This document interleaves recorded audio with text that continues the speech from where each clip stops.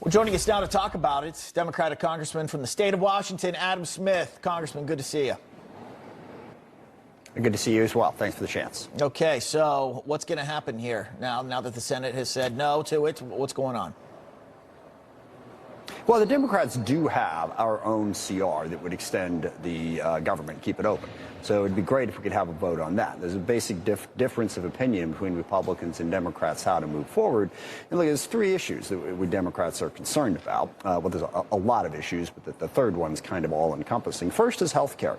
We have the end of a subsidy to help people purchase health care that will knock an estimated 1 million people off of health insurance if we don't extend it. In my state alone, it's, I think, well over 100,000. So that will drive up the cost of health care dramatically if we don't address that particular issue.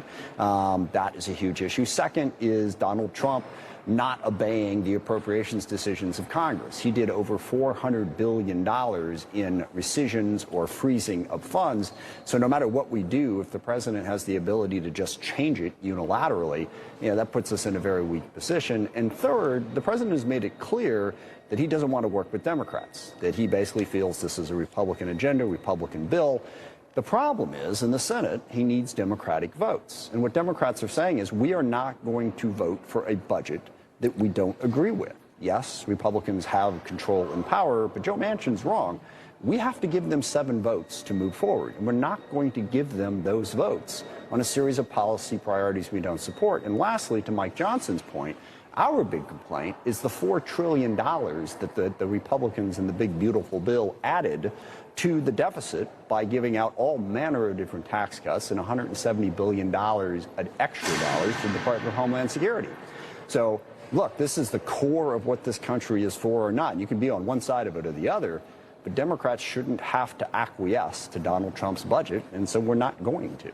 Congressman, we do know that $1.4 trillion of additional spending is being suggested by Democrats, that, say, on top of the $4 billion that you referenced previously. But also you mentioned health care.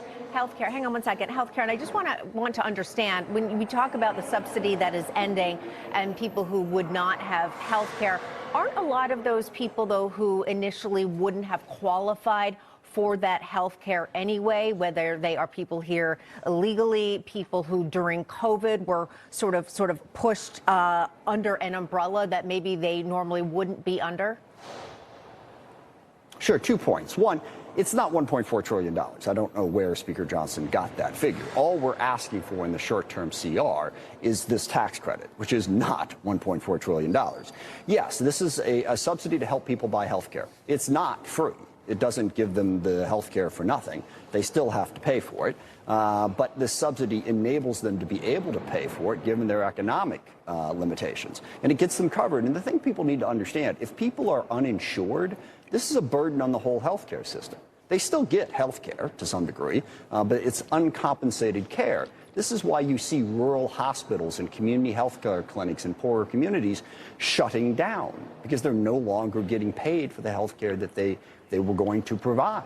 So health care is an enormous issue, and it's a subsidy to help people buy health insurance. Okay, the deadline, October 1st, quickly looming here. Congressman Adam Smith, we appreciate you coming on.